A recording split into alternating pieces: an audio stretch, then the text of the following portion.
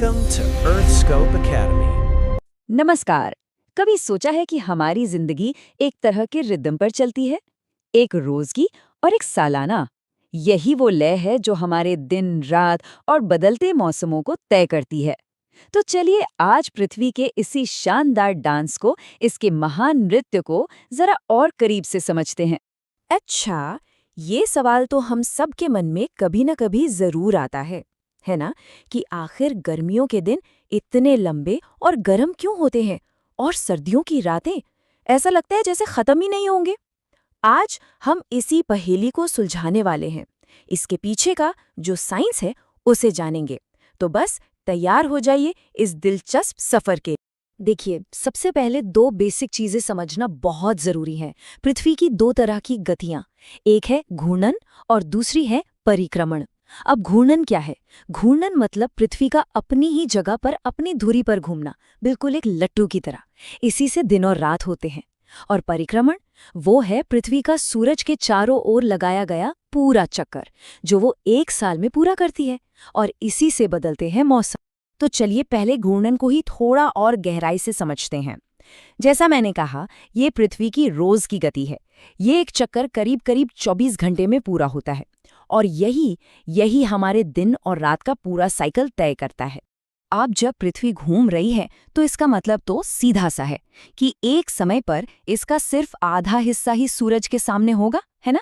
तो जिस हिस्से पर सूरज की रोशनी पड़ रही है वहां हो गया दिन, और जो हिस्सा पीछे अंधेरे में है वहां हो गई रात। बस इतना सिंपल है ये। अच्छा, ये जो लाइन है जो दिन और रात वाले हिस्से को अलग करती है, इसे एक नाम दिया गया है। इसे कहते हैं प्रदीप्ति वृत्त या सर्कल ऑफ इल्यूमिनेशन। ये कोई असली लाइन नहीं है, बस एक कल्पना है, एक साफ बंटवारा जो पृथ्वी के घूमने के साथ साथ लगातार मूव करता रहता है। ठीक है, तो दिन रात का हिसाब तो समझ आ गया। अब जरा रोज की इस गति से आगे बढ़ते हैं और उस सालाना यात्रा पर ध्यान देते हैं। देखिए, पृथ्वी सिर्फ अपनी जगह पर घूम ही नहीं रही है, वो सूरज के चारों ओर एक बहुत लंबी यात्रा भी कर रही है। बस इसी गति को परिक्रमण या पृथ्वी की वार्षिक गति कहा जाता है। और इस पूरी यात्रा में कितना समय लगता है? ये नंबर तो हम सबको पता ही है, 365 दिन। पर यह पूरा सच नहीं है। असल में लगते हैं ठीक 365 और चौथाई दिन, यानी 365 दिन और 6 घंटे। तो सवाल ये उठता है कि इन एक्स्ट्रा 6 घंटों का क्या होता है? यहीं पर देखिए एस्ट्रोनॉमी कितनी शानदार है।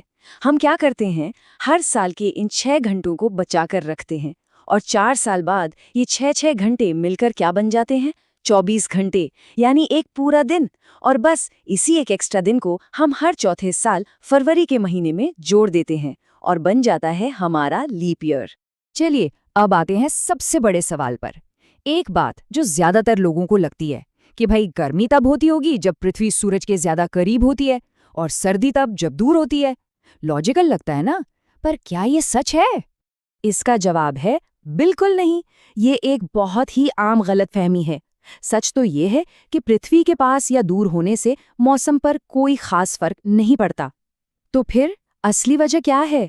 मौसम बदलने का जो असली राज है वो कहीं और छिपा है, और यकीन मानिए वो इससे कहीं ज्यादा दिलचस्प है। और वो राज है पृथ्वी का अपनी धुरी पर झुका होना। जी हाँ, हमारा प्लैनेट एकदम सीधा नहीं घूमता, वो अपनी धुरी पर थोड़ा सा झुका हुआ है। और ये जो मामूली सा झुकाव है ना, यही है सारी कहानी का हीरो। यही वो चीज है जो सब कुछ बदल देती है।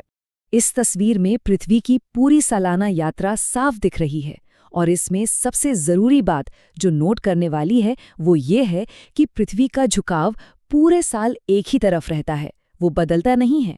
और इसी वजह से साल के अलग अलग समय में कभी नॉर्दर्न हेमिस्फीयर सूरज की तरफ झुक जाता है तो कभी सदर्न हेमिस्फीयर। चलिए इस यात्रा को 21 जून से शुरू करते हैं।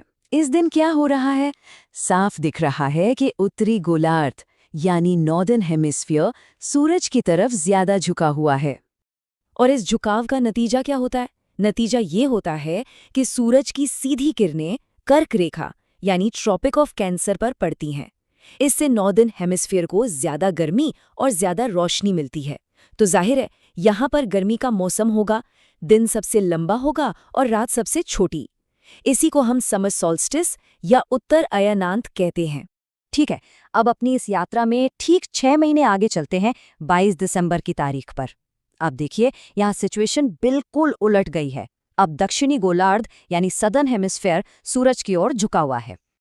तो अब क्या होगा? अब सूरज की सीधी किरणें मकर रेखा यानी ट्रॉपिक ऑफ कैप्रिकॉर्न पर पड़ेंगी। इसका मतलब सदर्न हेमिस्फीयर में होंगे लंबे दिन और गर्मी का मौसम, और हमारे नॉर्दर्न हेमिस्फीयर में ठीक इसका उल्टा, छोटे दिन, लंबी रातें और सर्दी का मौसम। इसी को विंटर सॉल्स्टिस या दक्षिण अयनांत कहते हैं। और हाँ, यही वजह है कि ऑस्ट्रेलिया जैसे देशों में क्रिसमस गर्मियों में आता है।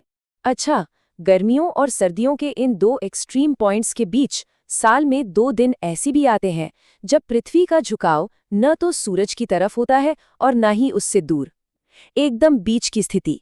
ये तारीखें हैं 21 मार्च और 23 सितंबर। इन दोनों ही दिनों में सूरज की किरणें सीधी पड़ती हैं इक्वेटर पर यानी भूमध्य रेखा पर, और इसका असर ये होता है कि पूरी की पूरी पृथ्वी पर दिन और रात की लंबाई लगभग बराबर हो जाती है, इक्वल। इसीलिए इन्हें इक्विनॉक्स यानी विषुव कहते हैं, और यही दिन वसंत और शरद ऋतु की शुरुआत करते हैं। तो अब हम समझ गए, दिन और रात का होना और मौसमों का बदलना, ये सब पृथ्वी के घूमने और उसके उस खास झुकाव का ही नतीजा है। पर जाते जाते एक पल के लिए सोचिए, अगर पृथ्वी की धुरी झुकी ही न होती तो क्या होता? हमारी दुनिया कैसी होती? कोई मौसम नहीं, कोई बदलाव नहीं, हर दिन बिल्कुल एक जैसा। शायद ये झुकाव ही है जो हमारे प्लैनेट को इतना दिलचस्प और खूबसूरत बनाता है ना?